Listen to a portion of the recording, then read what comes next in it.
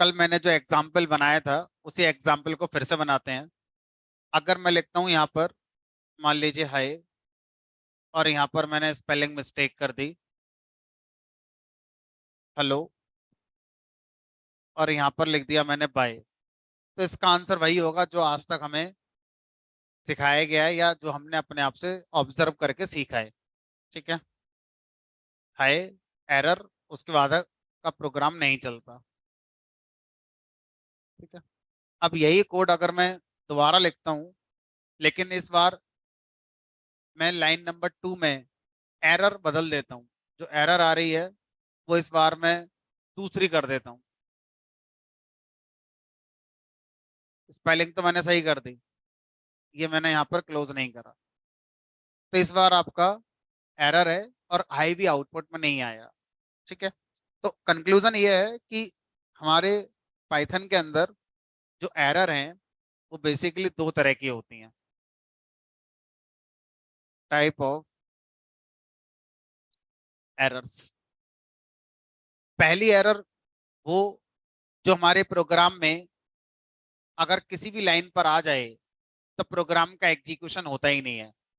अगर मेरे प्रोग्राम में 100 लाइन लिखी हैं, 100वीं लाइन पर एरर है, तो 99 लाइन शुरू की सही है फिर भी नहीं चलेंगे, जो कि हमारे लिए एक सरप्राइज था, क्योंकि ऐसा हमने एक्सपेक्ट नहीं करा था पाइथन में।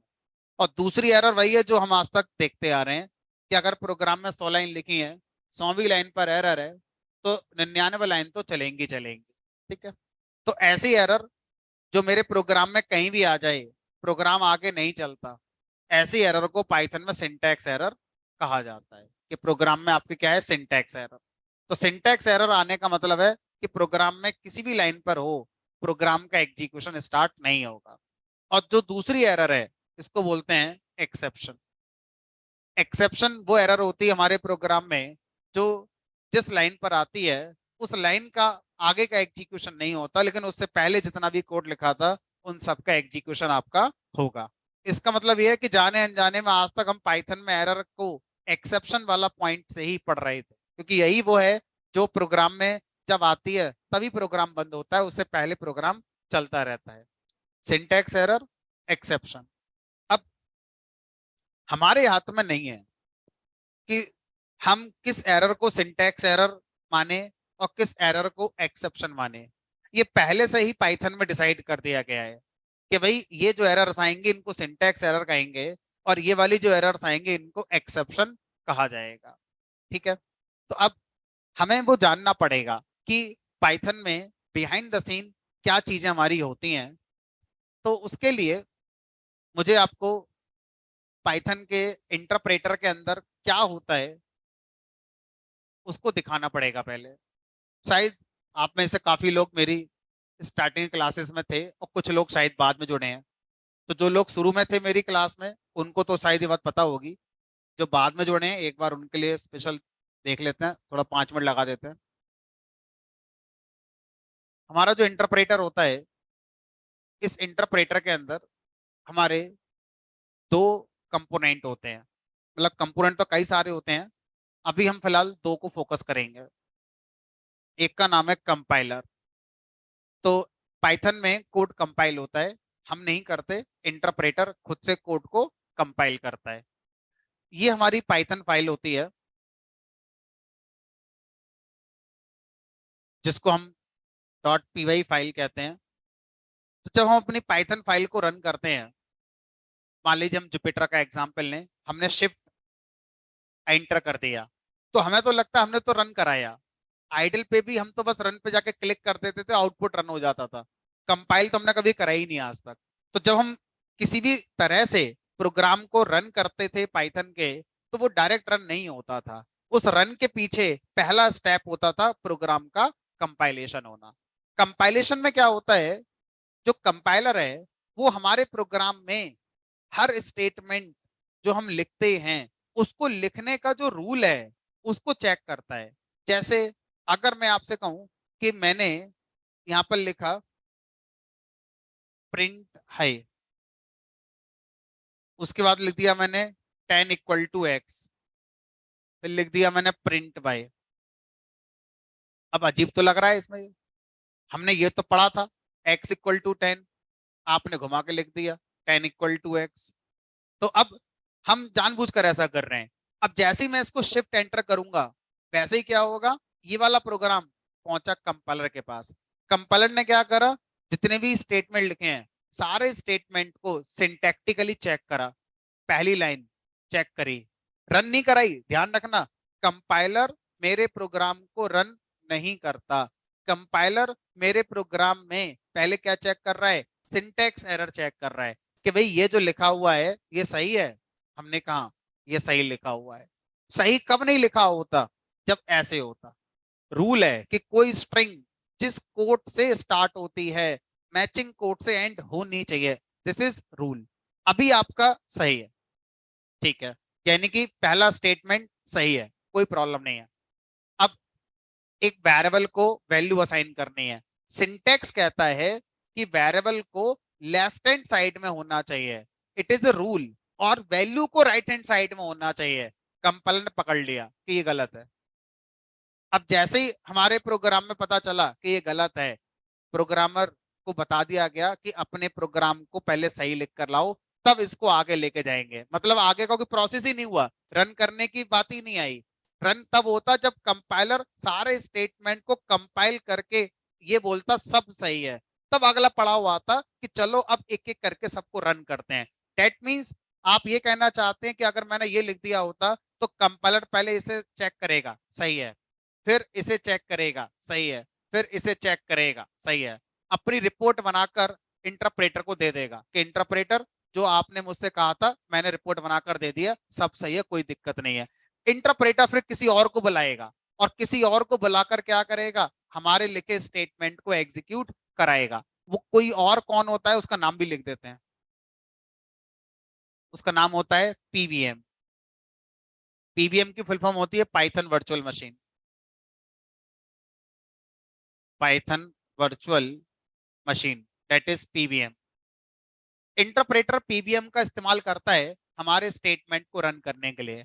जब कंपाइलर अपना काम सही करके इंटरप्रेटर को बता देता है, फिर इंटरप्रेटर कॉल करता है पीबीएम के लिए,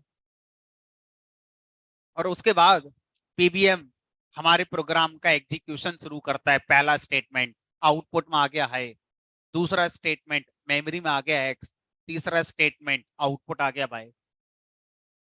तब जाके प्रोग्राम का एग्जीक्यूशन कौन करता है, हमारा पीबीएम करता है।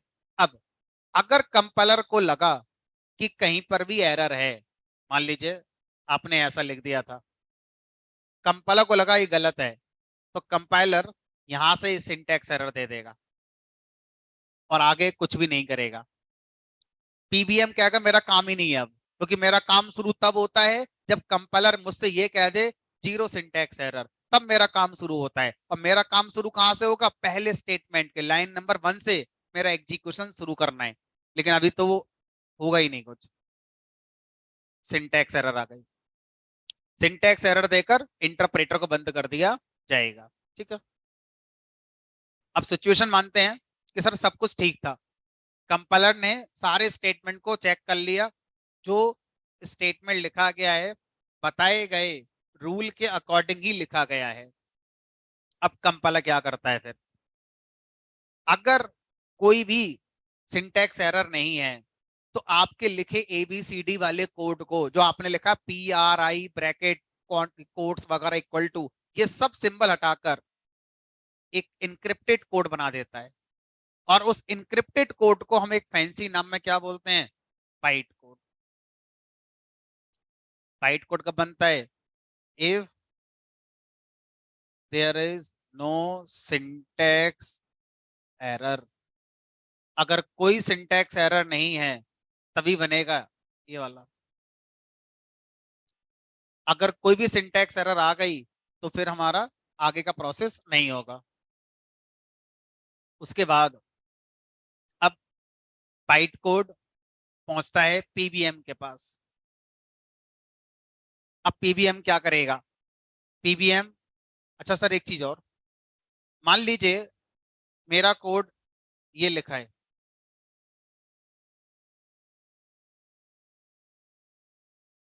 तो इंटरप्रेटर क्या इस लाइन में सिंटैक्स एरर देगा, या नहीं देगा? पता नहीं सर। इंटरप्रेटर कह रहा है कि मैं ये मान के चल रहा हूं कि इस नाम का फंक्शन होता है पाइथन में, लेकिन मैं ये चेक करूंगा कि अगर इस नाम का फंक्शन है तो क्या कॉल करने का सिंटैक्स सही है। किसी भी फंक्शन को कॉल करने के लिए फंक्शन का नाम, उसके आगे पैरेंथेसिस का पेयर और बीच में आर्गुमेंट देते हैं।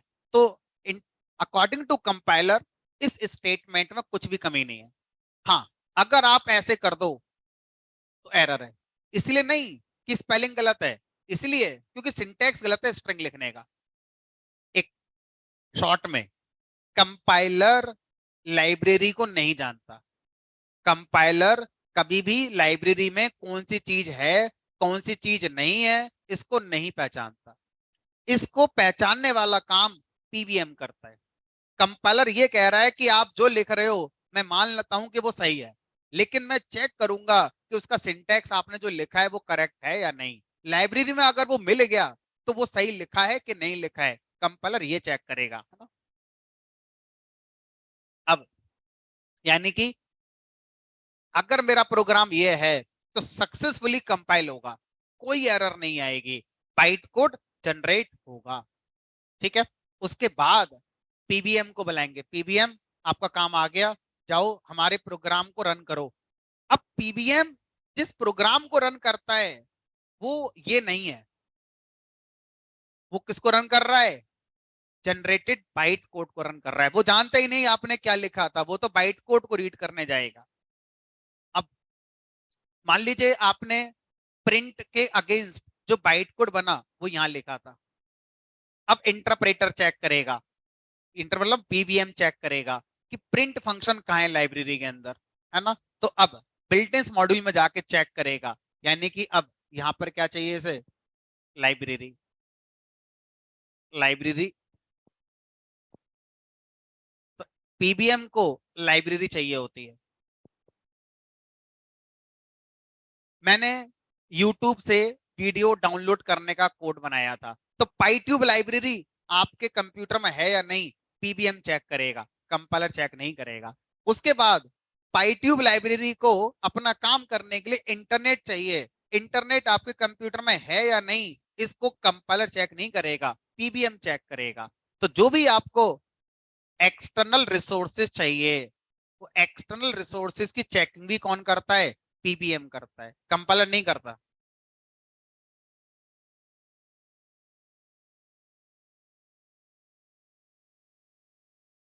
External resources like network, file, memory.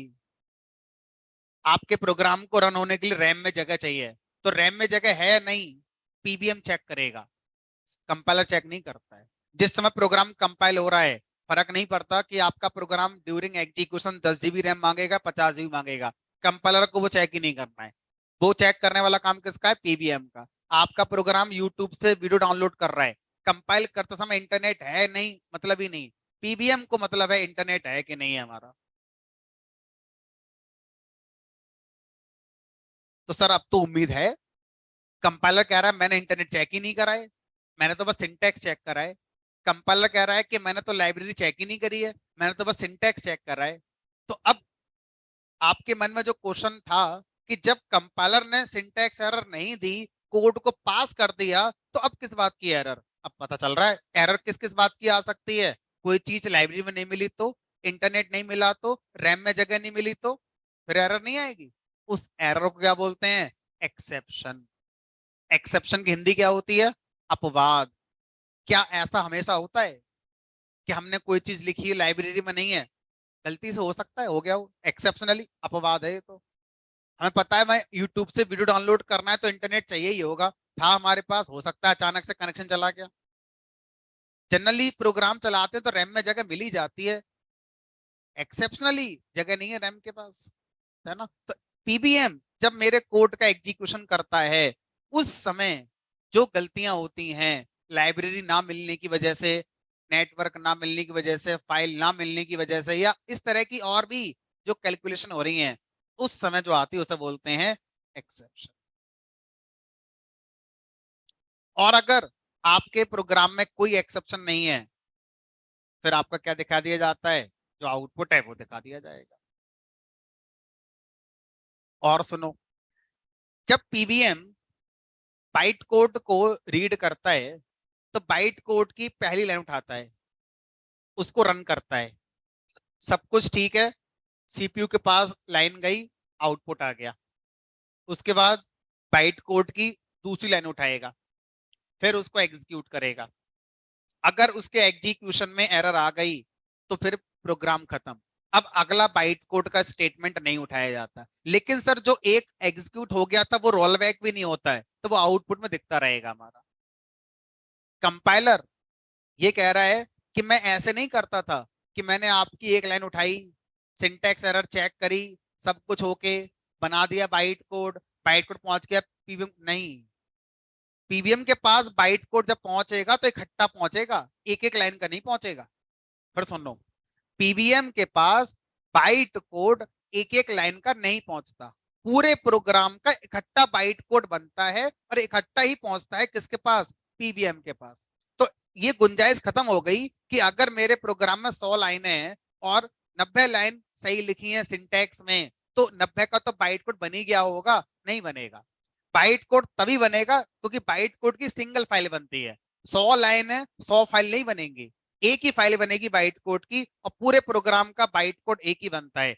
इसीलिए हमें यह सिखाया जाता है कॉलेज में कि कंपाइलर एक साथ पूरे प्रोग्राम को रन करता है और interpreter line by line run करता है। लेकिन पाइथन में थोड़ा सा डिफरेंस है, जिसको हम लोग इंटरप्रेटर कह रहे हैं, वास्तव में यहाँ पर वो पीबीएम वाला बिहेवियर है कि PBM line by line byte code को रन करता है, जबकि कंपाइलर एक साथ सोर्स कोड को बाइट कोड में कन्वर्ट करता है। रन करने वाला काम पाइथन में कंपाइलर का नहीं है, रन करने वाला काम किसका है, पीबीएम कंपोनेंट का ही होता है।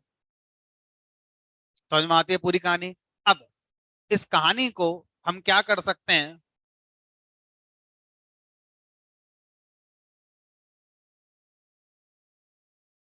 यहां से यहां तक के प्रोसेस को हम बोलते हैं कंपाइल टाइम। और ये वाला जो प्रोसेस होता है, इसको बोलते हैं हम यहाँ पर रन टाइम। अब जुपिटर में इन दोनों को अलग अलग विजुलाइज करना पॉसिबल नहीं हो पाता, क्योंकि हमें तो शिफ्ट एंटर करना है बस। उस शिफ्ट एंटर में दो फेस होते हैं अंदर, जो कि हम कभी फील नहीं कर पाएंगे। लेकिन बिहाइंड द सीन ये दो अलग पिक्चर होती हैं। कंपाइल टाइम अलग फेस होता है और रन टाइम अलग फेस होता है। ठीक है, और इसको आप तभी समझ सकते हैं जब आप आइडल पे या नोटपैड से प्रोग्राम बनाते हैं। अगर आप बीएस कोड को, जुपिटर को, पाईचार्म को यूज कर रहे हैं, तो ये आपको कभी समझ नहीं आता है कि क्यों, क्योंकि वहां तो बस एक क्लिक करना है, सारे काम एक क्लिक के पीछे हो जाते हैं। किसको पता चल रहा है कहाँ कंपाइल हो रहा है, कहाँ रन हो रहा है। समझ में आ रही है कहानी। मैं आपको करके दिखाता हूँ अलग अलग, है ना। जरूरत नहीं है, लेकिन कॉन्सेप्ट को ऐसा ही होता है। इसको समझाने के लिए मुझे इसको अलग अलग करके आपको समझाना पड़ेगा। चलो, अब एक काम करते हैं।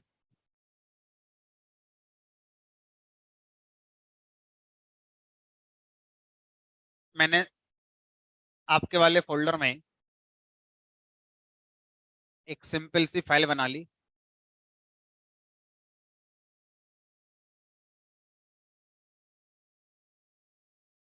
टेस्ट टेस्ट रन नाम से एक फाइल बना दी।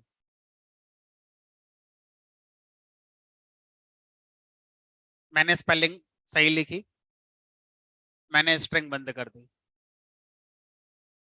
अब यहां भी नहीं समझ में आएगा, क्योंकि आप रन पे जाओगे, क्लिक कर दोगे रन मॉड्यूल, कंपाइल कहाँ कर रहे हो भाई, कंपाइल तो यहाँ भी नहीं कर रहे हैं। हमें और ज्यादा लो लेवल पे जाना पड़ेगा। इससे भी ज्यादा लो लेवल और क्या होगा, कमांड प्रॉम्प्ट। हम आगे कमांड प्रॉम्प्ट पे। अब कमांड प्रॉम्प्ट से हमें फैसिलिटी है कि हम पाइथन के प्रोग्राम को कंपाइल कर सकते हैं। तो मैं आपको सिखाने में इंटरेस्टेड नहीं हूँ, सिर्फ समझाने में इंटरेस्टेड हूँ क्या लिखकर इस काम को किया जाता है, क्योंकि अगर आपको याद हो तो मैंने आपको सब करके दिखाया था क्लास के अंदर।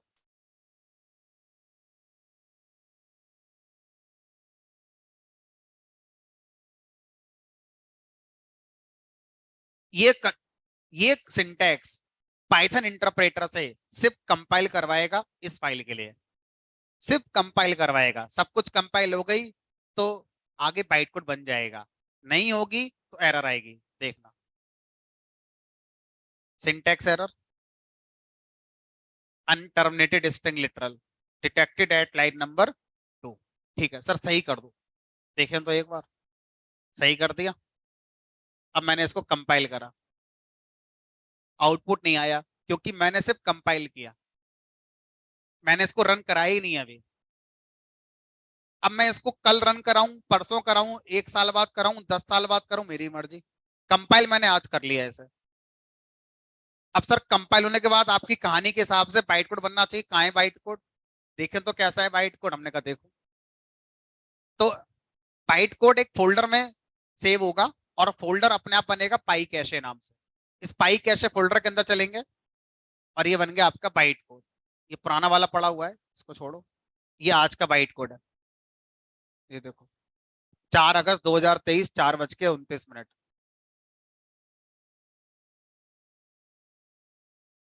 सर खोल के दिखाना है इसे, हमने कहा बिल्कुल देखो।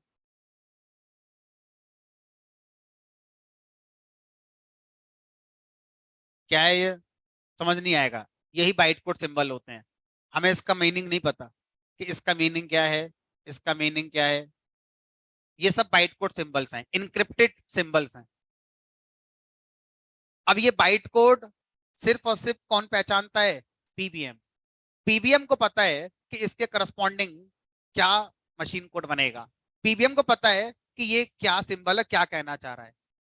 ठीक है, अब सर इस बाइट कोड की फाइल को रन करके दिखाना जरा। हमने कहा देखो, रन करके देखते हैं।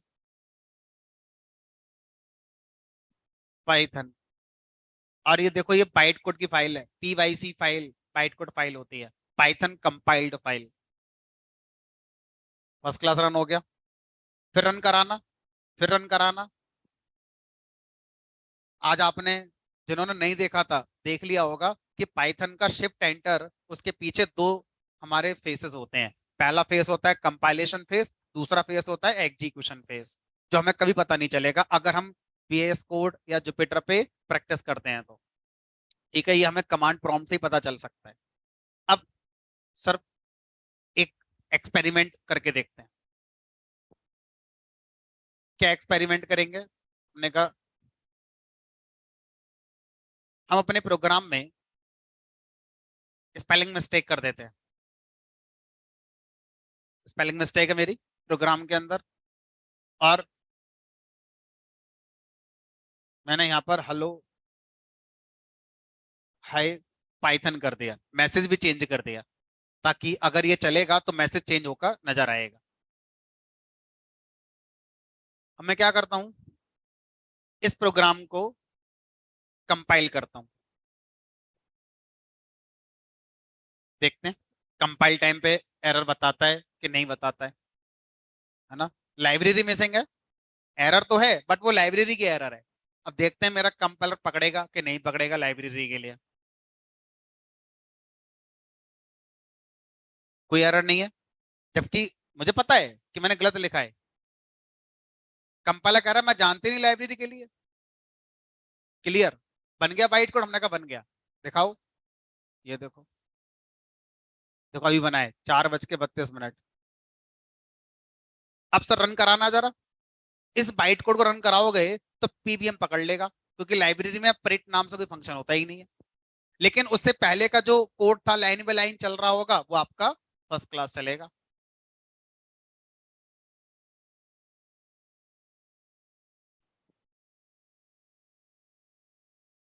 यही था, हमने कहा यही था।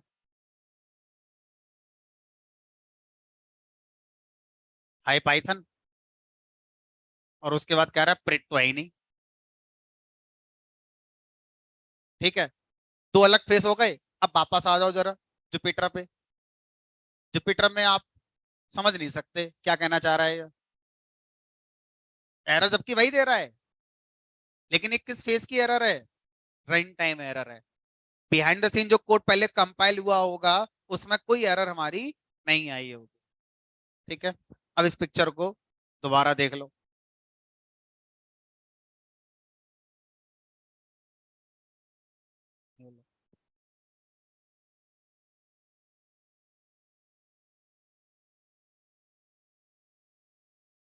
ठीक है, तो अब हमारे प्रोग्राम में एक होती है सिंटैक्स एरर, एक होती है exception. Syntax error compile time पे आती है, एक्सेप्शन रन टाइम पर आती है। ये बात किसी के सामने कहने के लिए आपको बहुत हिम्मत चाहिए होगी, क्योंकि दूसरा वाला आपकी बात मानने को तैयार ही नहीं होगा, क्योंकि वो यही बोलेगा पाइथन कंपाइल कब होती है। 100 में से 90 लोग यही कहेंगे पाइथन कंपाइल कब होती है। तो एरर तो एक ही होती है, रन टाइम पर। कंपाइल टाइम कहाँ से आ गई पाइथन में? तो पहले जिसके सामने ये बात बोल रहे हो, पहले आपको उसको अपने लेवल पर लाना पड़ेगा, तब जाके वो आपकी बात समझ पाएगा कि आप क्या कहना चाह रहे हो। है ना, डिबेट किसी से नहीं करनी है। डिबेट करने में क्या होता है, सामने वाला अग्रेसिव हो जाएगा कभी। है ना, तो अगर कोई नहीं समझ रहा है इग्नोर करो, कोई बात नहीं भाई, तुम्हारे अपना है हमारा अपना है। ठीक है, बहरहाल, लेकिन जब इंटरव्यू में जाओगे तो इंटरव्यू जानता है कि क्या होता है क्या नहीं होता है। अब वापस आते हैं अपनी पिक्चर पे, इसको कंप्लीट करते हैं। Type of errors, type of errors हमारे दो तरह की हो गई, सिंटैक्स एरर और दूसरा है हमारा एक्सेप्शन।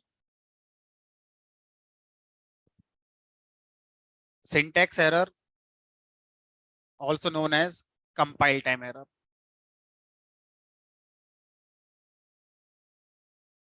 और exception is also known as run time error. Syntax error हमारे प्रोग्राम में कब आती है, if we do not follow rules while coding. Code करते समय अगर हम रूल्स को फॉलो नहीं करते हैं तो हमारा क्या आती है, सिंटैक्स एरर आती है। एक्सेप्शन क्यों आती है? एक्सेप्शन आने की एक वजह हो सकती है resource is not available. Resource का मतलब नेटवर्क से हो सकता है, किसी फाइल से हो सकता है, मेमोरी से हो सकता है, लाइब्रेरी से हो सकता है। लाइब्रेरी में कोई चीज नहीं मिल रही है तो आपका ये क्या आएगा, एक्सेप्शन वाला आएगा। ठीक है, दूसरी वजह क्या हो सकती है, रिसोर्स भी है, फिर भी क्या वजह हो सकती है, वजह हो सकती है हमारा अनसपोर्टेड ऑपरेशंस। अनसपोर्टेड ऑपरेशंस का मतलब क्या होता है, ऐसे ऑपरेशन जो पॉसिबल नहीं है लेकिन आपने कर दिए, जैसे आपने लिख दिया एक्स डिवाइड बाई। अब ये बताओ कि ये चलेगा कि नहीं चलेगा। एक्स की वैल्यू और बाई की वैल्यू क्या है, हमें रन टाइम पर मिलेगी। तो कंपाइलर ये नहीं पता कर सकता कि डिवीजन होगा कि नहीं होगा। कंपाइल टाइम पे डेटा टाइप चेक नहीं होते, सीधा जब PBM x divide by by को चला रहा होगा उस समय एक्स और वाई की वैल्यू जो रही होगी उस पर डिपेंड करेगा कि लाइन चलेगी कि नहीं चलेगी। अगर एक्स की वैल्यू स्ट्रिंग रही और वाई की वैल्यू भी स्ट्रिंग रही, तो अब बताओ इसका आंसर कहां से लाएं। तो आप ये नहीं कह सकते कि कंपाइल टाइम एरर क्यों नहीं है, क्योंकि कंपाइलर कह रहा है कि लैंग्वेज डायनेमिकली टाइप्ड है। दैट मींस पाइथन में कंपाइलर का जॉब डेटा टाइप कंट्रोल करना नहीं है। डेटा टाइप होते ही नहीं पाइथन में कंपाइलर के लिए। रन टाइम पर पीवीएम चेक करेगा कि जो डिवीजन है वो इंटीजर फ्लोट के लिए होता है कि स्ट्रिंग आ गई, एरर दे दो उसे, और एक कौन सी बन जाएगी, एक्सेप्शन। सोच कर देखो, अगर यहां पर मैं जीरो कर दूं और यहां पर मैं जीरो कर दूं, गणित के पास इसका आंसर नहीं है कि जीरो को जीरो से भाग करते तो एक आएगा कि जीरो आएगा। जीरो एकम जीरो, एक भी तो आ सकता है। गणित नहीं जानती इसका आंसर, पाइथन कहां से लाए इसका आंसर। आज तक किसी भी मैथमेटिशियन के पास इसका आंसर नहीं है कि अगर जीरो को जीरो से भाग कर दे तो रिजल्ट क्या आता है। तो ऐसे अनसपोर्टेड ऑपरेशन अगर कोड में आ गए जिन्हें कंपाइलर चेक नहीं करता है, तो फिर उस समय जेपीबीएम को क्या देनी पड़ेगी, एक्सेप्शन देकर प्रोग्राम को बंद करना पड़ेगा। क्या अब आगे कुछ कर नहीं सकते हम इस। तो अनसपोर्टेड ऑपरेशन जब भी आएंगे तो प्रोग्राम में क्या आ जाएगी, हमारी एक्सेप्शन आ जाएगी। ठीक है। अब अगर मेरे प्रोग्राम में सिंटैक्स एरर आता है तो क्या होता है, और अगर एक्सेप्शन आती है तो क्या होता है। अब कोई आपसे ये पूछ ले पहले क्या चेक होता है, पहले सिंटैक्स एरर चेक होती है प्रोग्राम में या एक्सेप्शन चेक होती है। सिंटैक्स एरर पहले, कंपाइलर आता है पहले सिंटैक्स एरर चेक होगी। जब कोई सिंटैक्स एरर नहीं है तब प्रोग्राम का एग्जीक्यूशन शुरू करता है पीबीएम, वो भी हमारे बाइट कोड का करता है। ठीक है। चलो, तो आप सामने वाले को इतना ना बताकर शॉर्ट में अगर बताओ तो आप उसे ये कह सकते हो पहले सिंटैक्स एरर चेक होती है उसके बाद एक्सेप्शन चेक होती है। अगर प्रोग्राम में कोई सिंटैक्स एरर नहीं है तो लाइन नंबर 1 से फिर से एग्जीक्यूशन शुरू होगा, एक एक करके, जहां तक सही है होता रहेगा, जहां गलत हो गया बंद हो जाएगा। ठीक है। अब इसी बात को हम आसान से स्टेटमेंट में लिख देते हैं।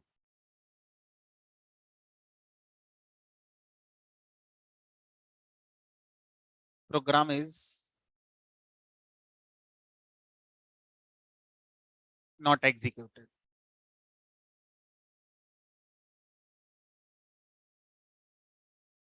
इस वाले केस में program is executed but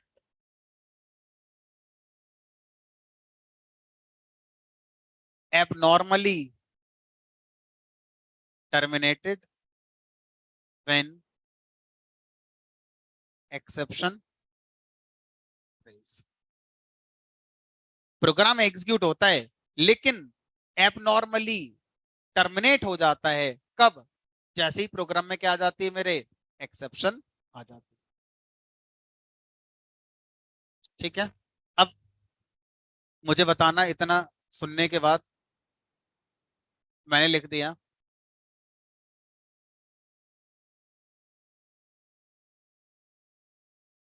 print I import कुछ भी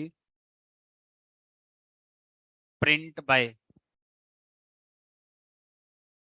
इस प्रोग्राम में क्या हो सकता है, कोई सिंटैक्स एरर है या नहीं। अगर हुई तो क्या हो सकती है, एक्सेप्शन हो सकती है, क्योंकि लाइब्रेरी में कुछ भी नाम का मॉड्यूल पता नहीं है कि नहीं है। अगर निकल आया तो चल पड़ेगा, और नहीं निकला तो एक्सेप्शन है। सिंटैक्स एरर नहीं है, कंपाइलर ये कह रहा है मुझे ये तो नहीं पता कि कुछ भी नाम का मॉड्यूल है या नहीं, लेकिन आपने लिखा सही है, लिखा ऐसे ही जाएगा। अगर होता तो इंपोर्ट और इंपोर्ट के आगे लिखा ऐसे ही जाता। सिंटैक्स एरर नहीं है, यानी कि प्रोग्राम का आउटपुट क्या दिखेगा देखने वाले को, हाई, और उसके बाद एरर मैसेज आना चाहिए अगर कुछ भी नाम से कुछ मॉड्यूल है ही नहीं तो। ठीक है। Hi, no module found error, कुछ भी। अब मैं काम करता हूं, इसको थोड़ा सा बदल देता हूं। इस बार मैंने क्या करा, कुछ भी पहले लिख दिया और इंपोर्ट बाद में लिख दिया। अब कंपाइलर नहीं छोड़ेगा, बोलेगा इतना तो मैं ही चेक कर लूंगा कि गलत लिख रहे हो आप, भले ही इस नाम से मॉड्यूल हो, आप ऐसे लिख दो। कंपाइलर कह रहा है मुझे मतलब ही नहीं मैथ मॉड्यूल होता है कि नहीं होता, मैं तो ये देख रहा हूँ कि जो लिख रहे हो वो सही लिख रहे हो कि नहीं लिख रहे हो आप, तो गलत लिख रहे हो आप, सिंटैक्स एरर, है ना। कुछ नहीं चलेगा, हाई भी नहीं आएगा आउटपुट।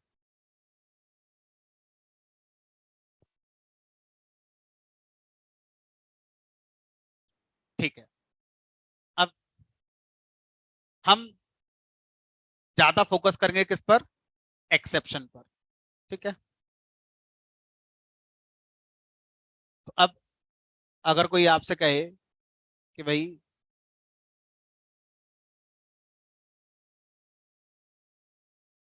एक्सेप्शन को डिफाइन करिए, तो एक्सेप्शन को कैसे डिफाइन करेंगे अब?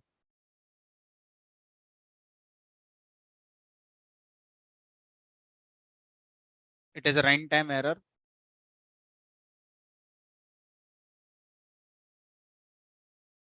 that abnormally terminates execution of program.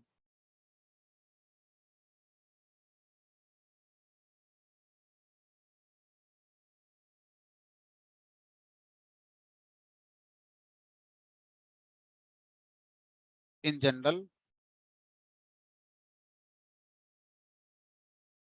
exception occurs due to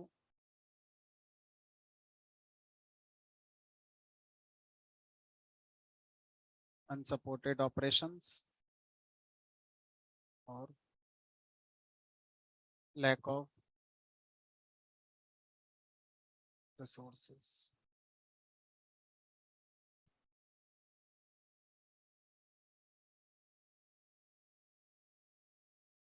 तो अगर हम देखें तो इतनी पूरी कहानी को अगर हम शॉर्ट समरी में लिखें, एक्सेप्शन क्या? Exception is a run time error that abnormally terminates execution of program. In general, exception occurs due to unsupported operations or lack of resources. तो lack of resources को आप ब्रैकेट में बढ़ाकर और लिखना चाहें तो लिख सकते हैं कि भाई नेटवर्क हो गया, फाइल हो गई, मेमोरी हो गई, लाइब्रेरी हो गई, इन सबको हम रिसोर्सेस कहते हैं। अब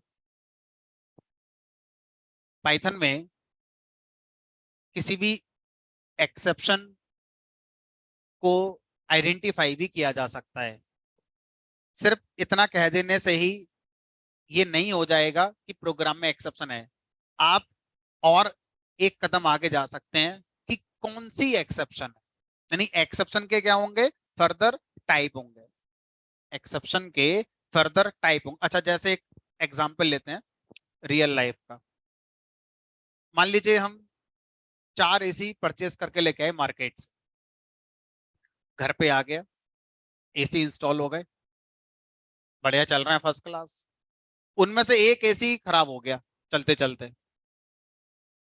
बाकी 3 चल रहे हैं, सेम कंपनी के, सब कुछ सेम टाइम पर आए थे, एक खराब हो गया।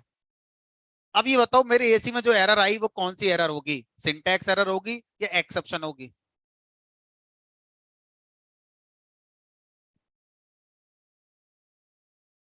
साइंस को पकड़िए। एसी जब मैन्युफैक्चर हो रहा था उस समय जितने फॉल्ट हुए होंगे that is known as syntax error. एसी बनकर आ गया, क्लाइंट की मशीन पर चलने लगा, दैट मींस अब रन टाइम पर आ गए। अब रन टाइम पर कुछ हुआ होगा और एसी में क्या आ गई हमारी? एक्सेप्शन। एक्सेप्शनली एक एसी खराब हो गया, 3 तो चल ही रहे हैं। ये तो अपवाद हो गया, एक ही कंपनी के 4 एसी एक दिन लगे थे, 3 चल रहे हैं, एक नहीं चल रहा, एक पीछे बंद हो गया 4 दिन बाद ही। अपवाद, एक एक्सेप्शन हो गई ये तो। ठीक है, तो अब ये बताओ, सिर्फ एक्सेप्शन कह देने से काम नहीं होगा। आप ये भी जानने में इंटरेस्टेड होगे कि ऐसा क्या हुआ होगा कि एसी खराब हो गया। तो हो सकता है कि इस एसी को जिस जगह इंस्टॉल किया गया वहां पर वोल्टेज हाई आ गए हो, बाकी 3 एसी आपने किसी और अपने घर में लगवाए थे, एक एसी आपने किसी और के घर में लगवा दिया, अपने फ्रेंड के या अपने ब्रदर के, और वहां पर वोल्टेज ज्यादा आ गए, खराब हो गया होगा। ऐसा हो सकता है, क्यों नहीं हो सकता है? ठीक है, तो अब इसमें ये बताओ, एसी बनाने वाली ही कमी है, वोल्टेज ज्यादा आ गए तो अब जिसने एसी खरीदा 40,000 का वो कह रहा मेरी कमी है इसमें। दोनों अपनी अपनी जगह एकदम क्लियर हैं। एसी बनाने वाली कंपनी कह रही हम क्या करें, इसमें वोल्टेज ज्यादा आ गए तो। जिसने खरीदा वो कह रहा तो इसमें मेरी गलती क्या है? गलती किसकी है?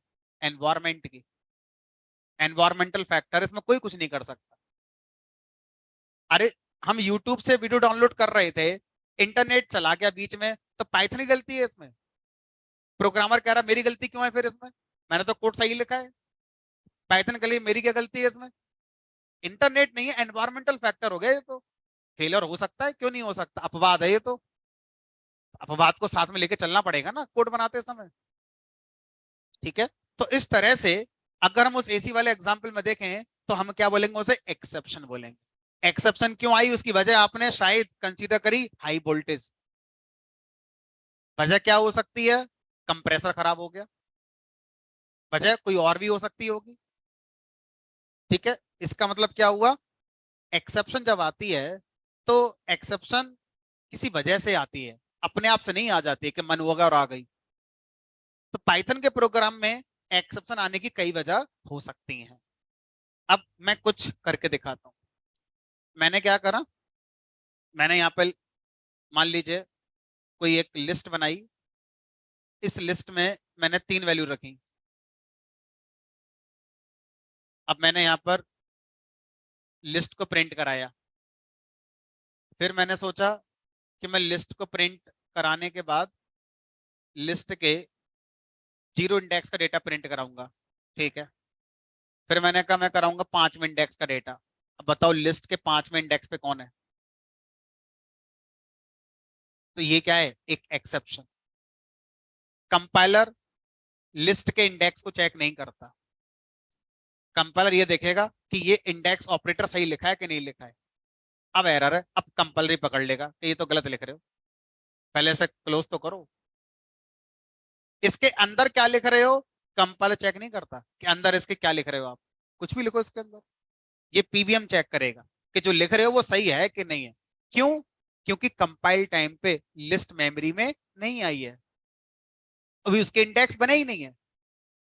जब प्रोग्राम रन होगा पीबीएम लिस्ट को मेमोरी में रखेगा, तब पता चलेगा कि ये इंडेक्स वैलिड है या नहीं है।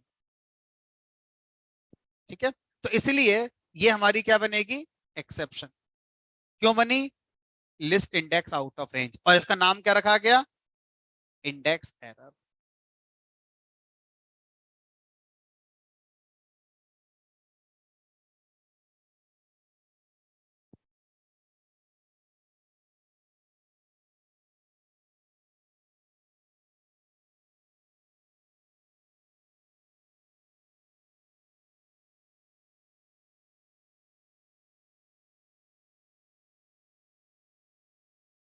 कॉमनली यूज कर दो, बंद कर दो। कॉमनली यूज एक्सेप्शन में एक तो आपकी आ गई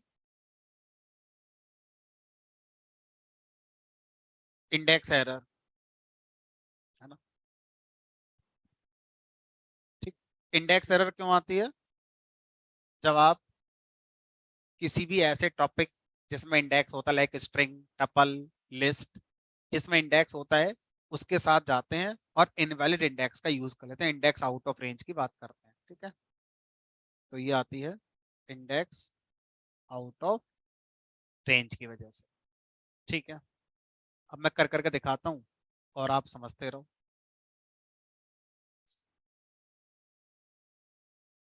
इतना ही बहुत है। ए फॉर एप्पल डिक्शनरी है। डिक्शनरी से अगर मैं किसी की वैल्यू निकालना चाहूँ तो आ जाती है। मैंने की का नाम ये कर दिया कैपिटल है, तो की नहीं है, की एरर। तो की एरर क्या है? एक एक्सेप्शन है, सिंटैक्स एरर नहीं है। इससे पहले का कोड सब सही चलेगा। तो अगली आ गई की एरर।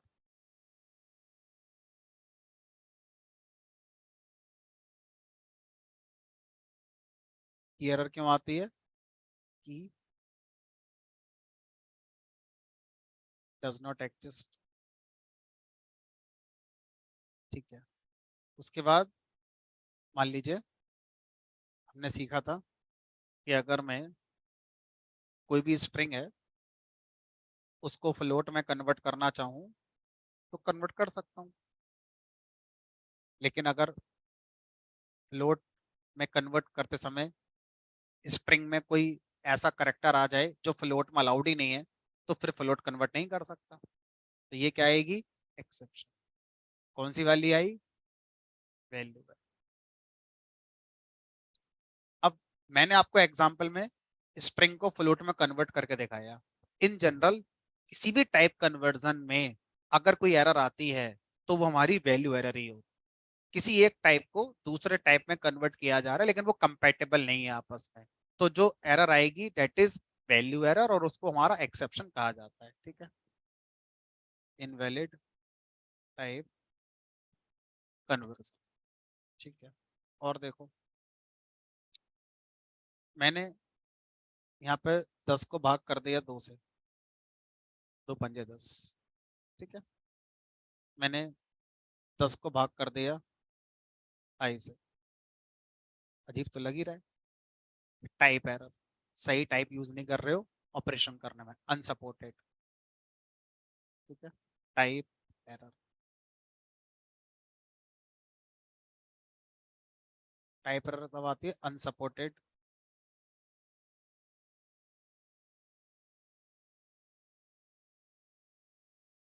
Operands operation. ऑपरेशन जो हो रहा है उसमें जो ऑपरेंड है हमें जिस टाइप के चाहिए थे उस टाइप के नहीं मिले, दूसरे टाइप के मिले, एक स्पेशल एरर है। अब क्या आएगा, अब तो दोनों इंटीजर हैं, सही होना चाहिए, लेकिन पाइथन में किसी भी नंबर का जीरो डिवीजन हमेशा एक्सेप्शन देता है, इनफाइनाइट नहीं होता। पाइथन में इनफाइनाइट के लिए आपको मैथ मॉड्यूल के अंदर INF वेरिएबल यूज करना होता है, तब इनफाइनाइट आता है।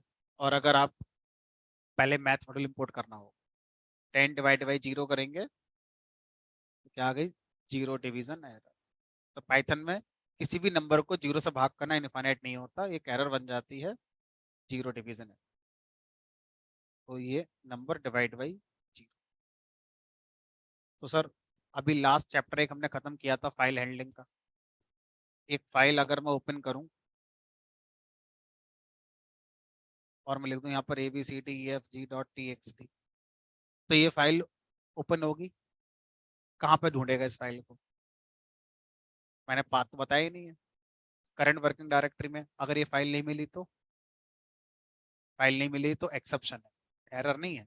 कंपाइलर स्ट्रिंग में क्या लिखा है उसको ढूंढने नहीं जाता, PBM ढूंढने जाएगा कि जो लिखा है वो पाथ है और उस पाथ पे चीज नहीं मिली है, एक्सेप्शन। फाइल नॉट फाउंड, आई तो चला, फाइल नॉट फाउंड।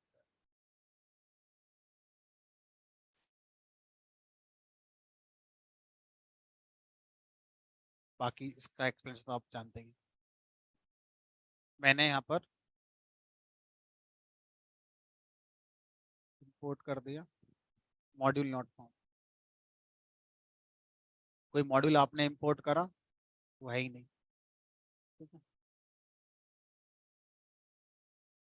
चलो इस तरह से ना एटसेट्रा कर देते हैं, तो कोई लिमिट तो है ही नहीं। तो ये क्या है, कॉमनली यूज्ड एक्सेप्शन जो अभी तक हमने पाइथन पढ़ी है उसमें हमने जाने अनजाने में इन एक्सेप्शंस को देखा है, इंडेक्स एरर, की error, value error, type error, वगैरह वगैरह वगैरह। ठीक है, चलो अब अगर मैं आपसे कहूँ तो मैंने लिखा प्रिंट 1 और i in range 1,5, print i, print bye, इसको मैंने कर दिया प्रिंट हाई। बताइए इस प्रोग्राम का आउटपुट क्या आएगा। हम्म, हाँ, लाइन नंबर 3 पर मैंने ब्लॉक नहीं बनाया, इंडेंटेड ब्लॉक बना के नहीं लिखा, तो ये रूल है, सिंटैक्स है ये, नहीं मानोगे तो कुछ नहीं चलेगा फिर। Syntax error, expected and indented block, high नहीं चला आउटपुट। अगर मैंने ऐसे कर दिया होता और मैंने गलती से आई की जगह जे लिख दिया होता तो अब सिंटैक्स एरर नहीं है, वेरिएबल प्रोग्राम में आप यूज कर रहे हैं वो है कि नहीं, वेरिएबल अभी आया कहाँ है मेमोरी में, वो तो PBM जब प्रोग्राम चलाएगा तब आएगा, अभी कैसे चेक कर ले है कि नहीं। तो अभी हाई तो चलेगा, लेकिन जैसे ही लूप पहली बार चलेगा वैसे ही एरर आ जाएगी कि जे इज नॉट डिफाइंड, प्रोग्राम बंद हो जाएगा, लूप आगे चलेगा ही नहीं, हाई तक तो चला। और ये एरर कौन सी है, name error. Name error program में कब आती है, जब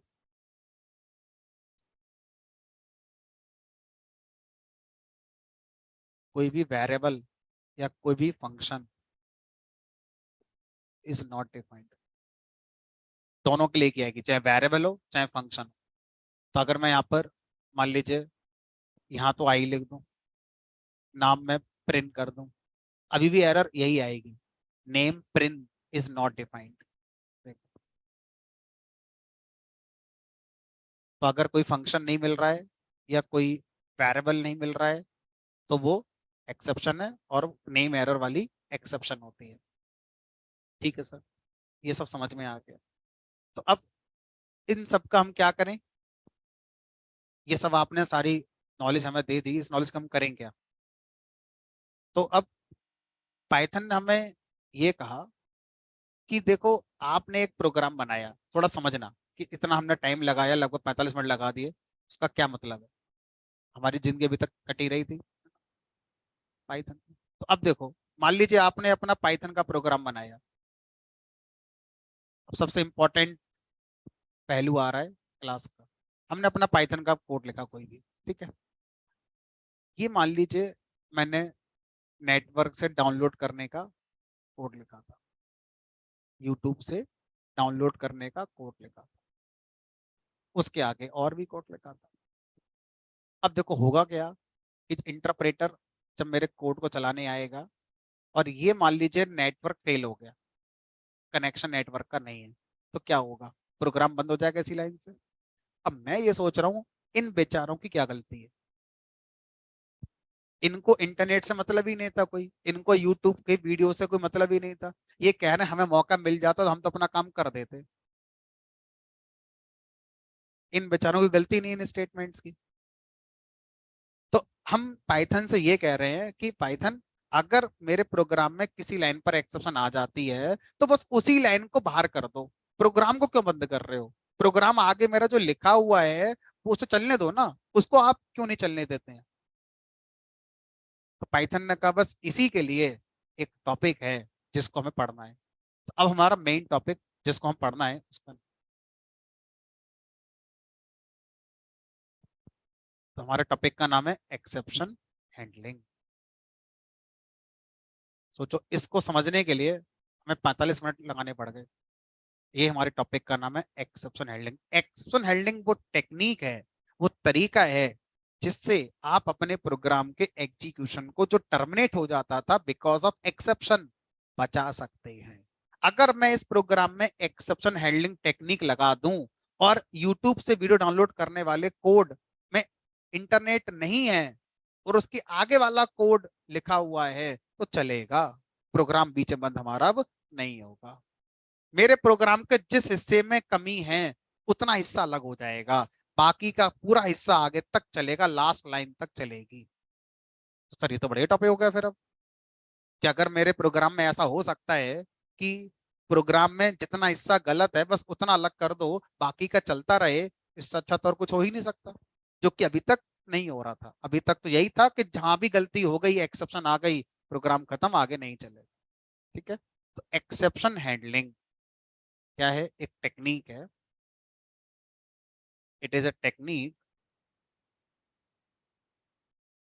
that avoids abnormal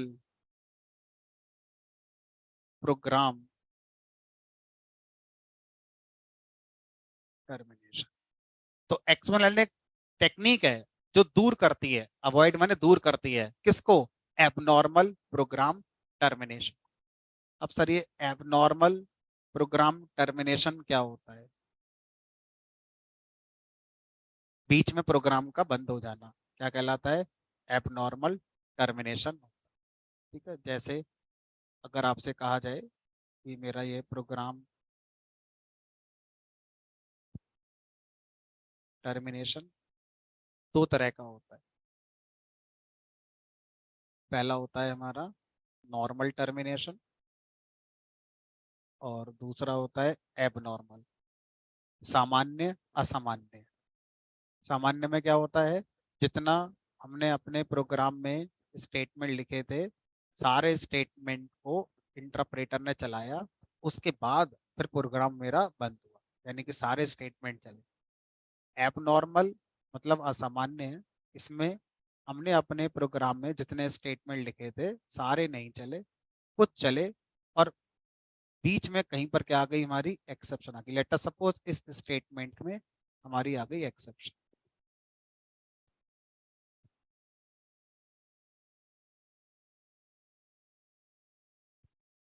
अब जैसे इसमें एक्सेप्शन आएगी, हमारा प्रोग्राम इससे आगे बढ़ेगा ही नहीं, बस इतना ही चलेगा। और आगे के जो स्टेटमेंट है ये हमारे कैसे हो जाएंगे, अनएग्जीक्यूटेड। ये स्टेटमेंट अनएग्जीक्यूटेड। तो ऐसे प्रोग्राम टर्मिनेशन को एबनॉर्मल टर्मिनेशन कहते हैं।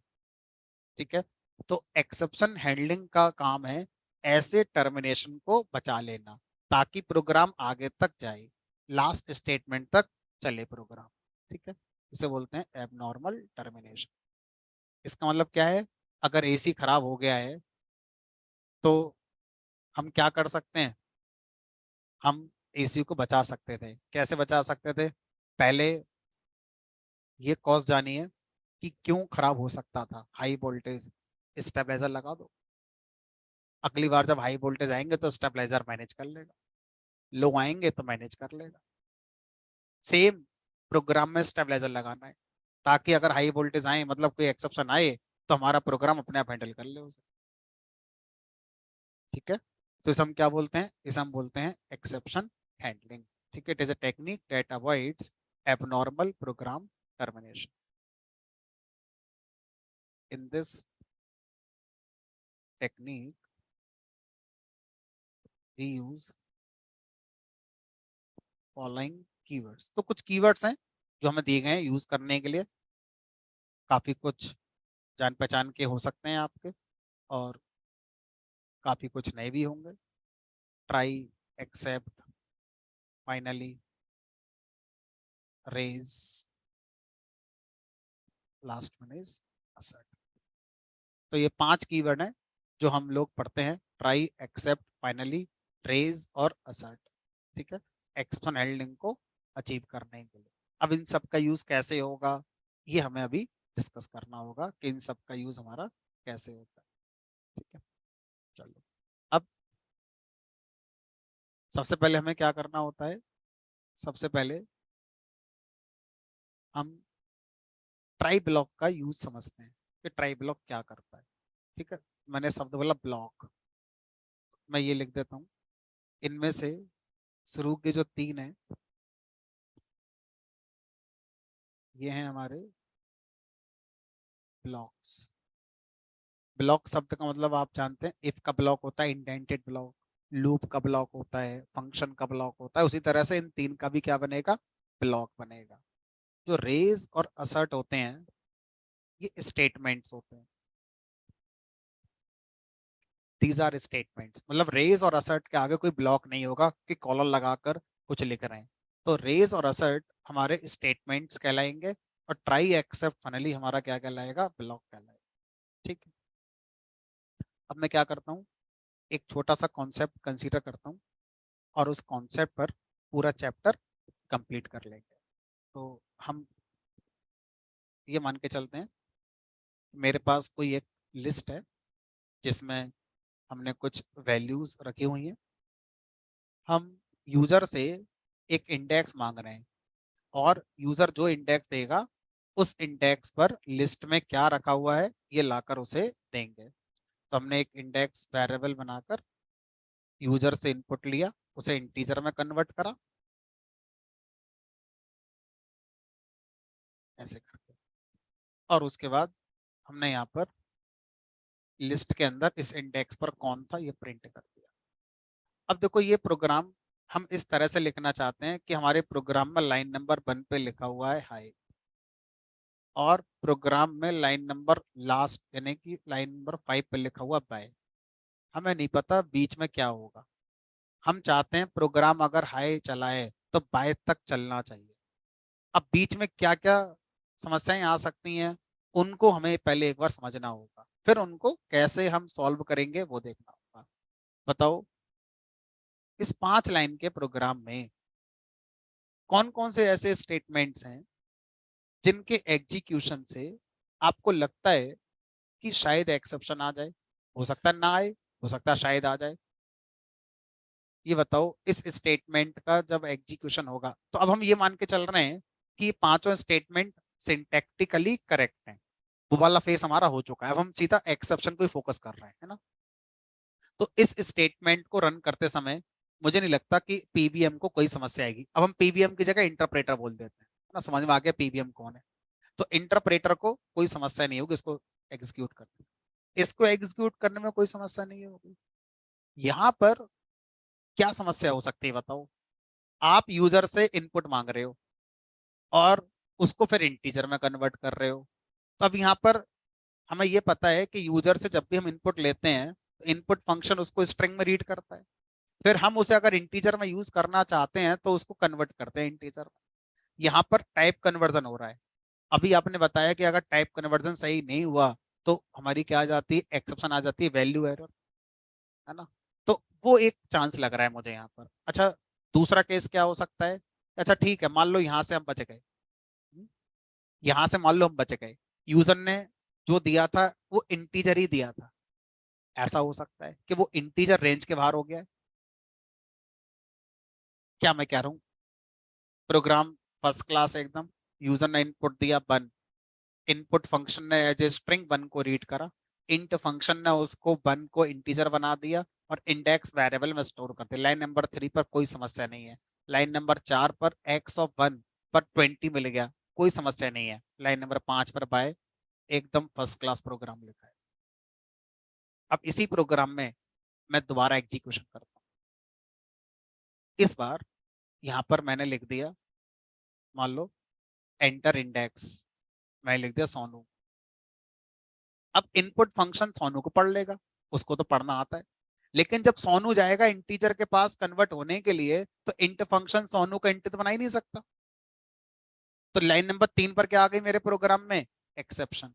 अब ये बताओ आगे के स्टेटमेंट चलेंगे, नहीं चलेंगे, प्रोग्राम खत्म यही से। देखो वैल्यू एरर लाइन नंबर 3 पर आ गई थी, प्रोग्राम खत्म, आगे चलेंगे। अब आगे अगर 1000 लाइन होती तो सर कुछ नहीं चलता, खत्म, ठीक है, कोई बात नहीं। इस प्रोग्राम में वैल्यू एरर लाइन नंबर 3 पर आ सकती है। फिर चलाया, मैंने यहाँ पे लिख दिया 5, 5 को स्ट्रिंग में पढ़ा गया, फिर इंट फंक्शन ने उसको इंट बना ही देना है, इसको कोई दिक्कत तो होगी नहीं बनाकर।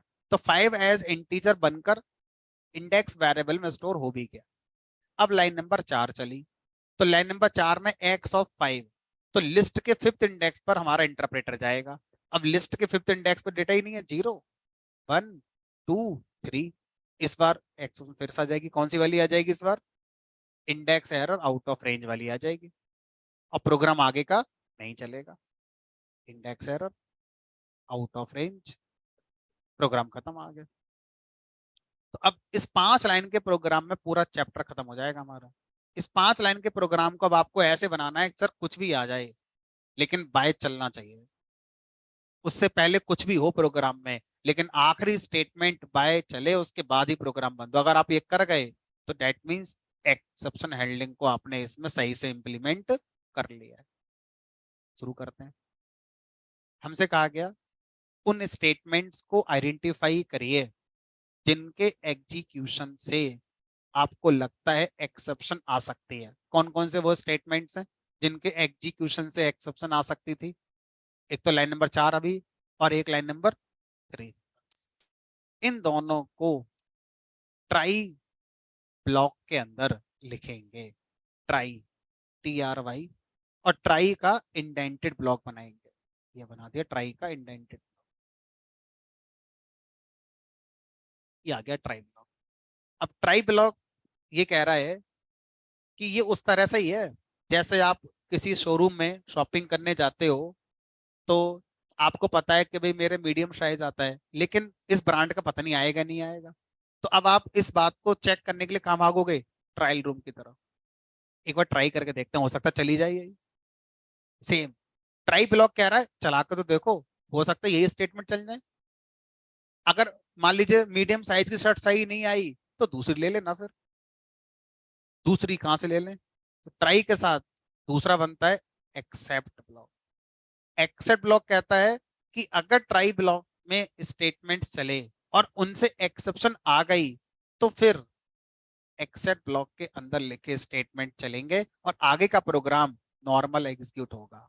अगर ट्राई ब्लॉक में लिखे स्टेटमेंट में कोई एक्सेप्शन नहीं आई तो एक्सेप्ट ब्लॉक के स्टेटमेंट नहीं चलेंगे, आगे का प्रोग्राम एज इट इज चलेगा। ठीक है, लेकिन एक्सेप्ट ब्लॉक क्या कह रहा है, मुझे आपको स्पेस देकर बताना पड़ेगा मैं कौन सी एक्सेप्शन को हैंडल करूं। तो अब मुझे यहां पर एक्सेप्ट ब्लॉक के आगे बताना पड़ेगा कि ये किस एक्सेप्शन को हैंडल करेगा। कौन कौन सी आ सकती थी ट्राई ब्लॉक में एक्सेप्शन, एक इंडेक्स एरर और एक वैल्यू एरर। तो हमने किसी एक का नाम लिख दिया, मान लो वैल्यू एरर का नाम लिख दिया। अब इसमें क्या लिखोगे, हमने कहा बस कुछ नहीं, एज इट इज लिख देते हैं। अ, हमने लिख दिया यहाँ पर इनवैलिड, वैल्यू एरर कब आती है, जब टाइप कन्वर्ट नहीं हुआ है ना। तो इनवैलिड इंटीजर इंडेक्स, है ना।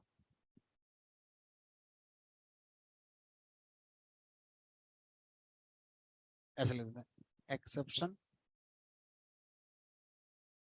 Exist due to invalid int index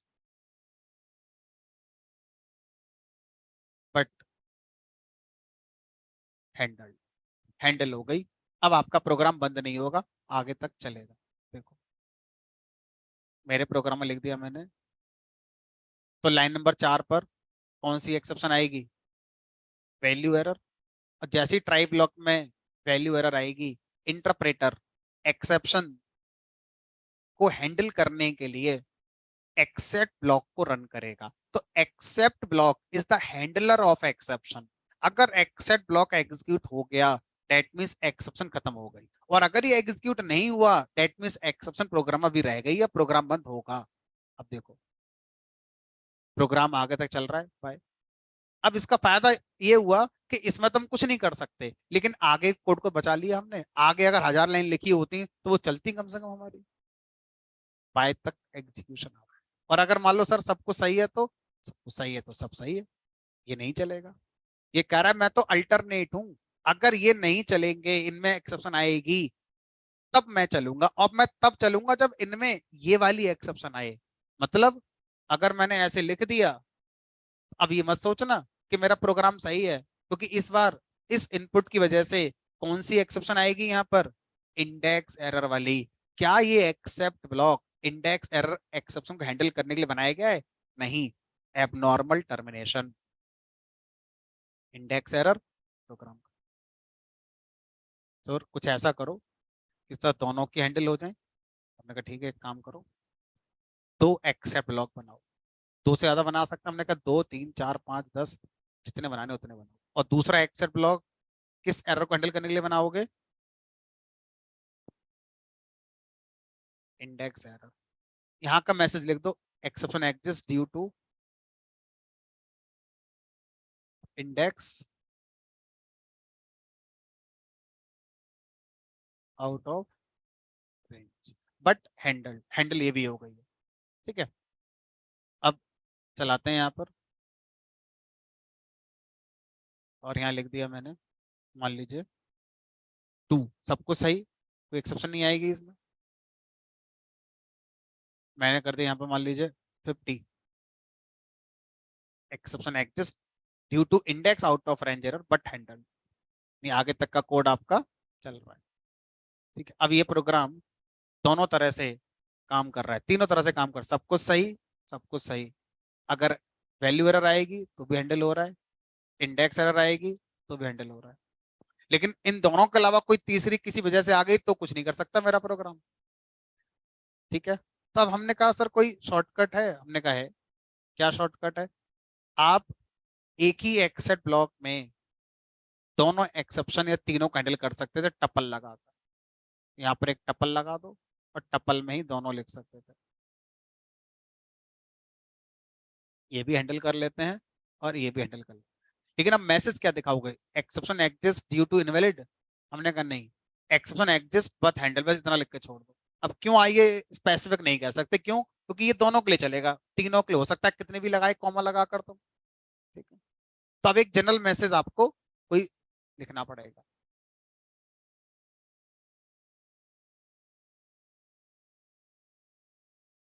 ठीक है, अब अगर आपसे कहा जाए कि सर कोई ऐसा तरीका कि हमें, आज तो चलो पता है ये दो एक्सेप्शन आ रही हैं, अगर ये मान लो ट्राई ब्लॉक के अंदर से 10 बार एक्सेप्शन आ गई तो, और सबको हैंडल करना पड़ गया तो कहाँ तक हम कॉमा लगा लगा के लिखेंगे? तो फिर इसका एक सॉल्यूशन आता है। सॉल्यूशन क्या है? सॉल्यूशन एक रियल लाइफ की तरह है। ये एक फैमिली है, इस फैमिली में ये हेड है फैमिली का, और बाकी के घर में और मेंबर है। अब कोई एक पर्सन है, इसके घर में कोई फंक्शन हो रहा है, इसको इनविटेशन कार्ड भेजना है। इसके पास एक रास्ता ये है, इनविटेशन कार्ड इन पांचों के लिए अलग अलग दे, 5 कार्ड का खर्चा आएगा। कोई सस्ता तरीका बताओगे?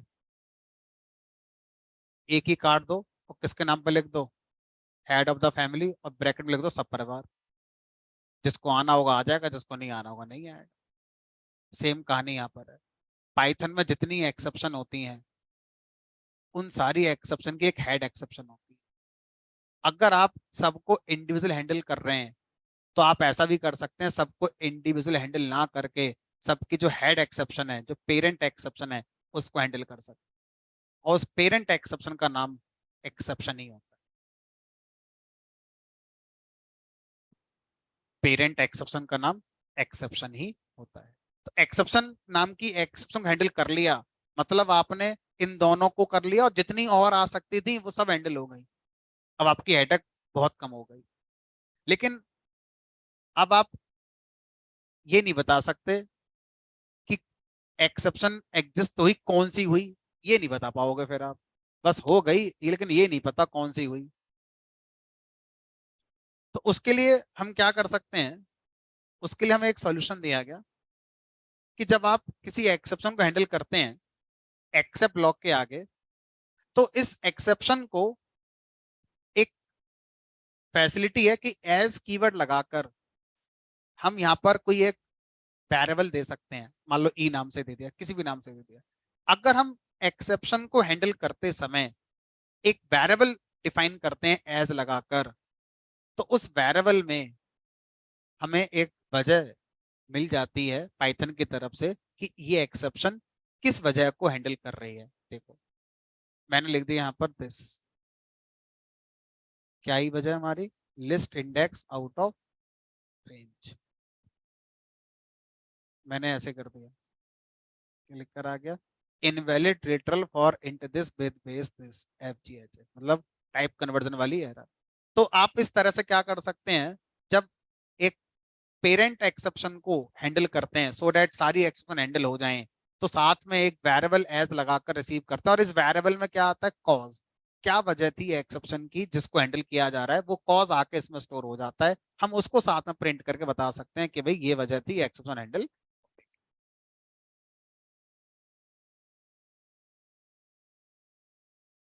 ठीक है, चलो फिलहाल आज इतना रखेंगे, बाकी मंडे को मिलेंगे। अभी चैप्टर खत्म नहीं हुआ है, चैप्टर अभी रह गया है, काफी कुछ इसमें और है सीखने के लिए।